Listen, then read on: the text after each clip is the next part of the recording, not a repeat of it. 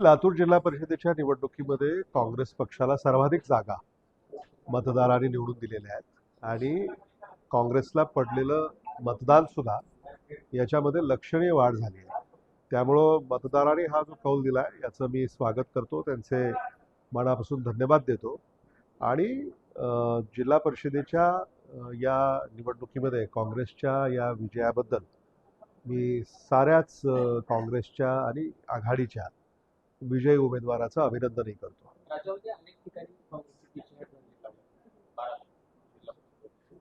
हे खरं आहे, कारण सत्ताधारी ज्या प्रकारे निवडणुका अलीकडे लढवत आहेत, तर त्यातून काही वेगळं अपेक्षित असेल असं म्हणजे वाटलं नाही.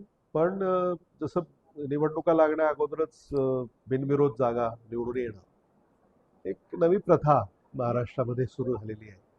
आणि त्या तुलनेमध्ये मला असं वाटतं की आज काँग्रेस पक्षाला लातूर जिल्ह्यामध्ये सर्वाधिक जागा मिळणं हे लक्षवेधी आहे.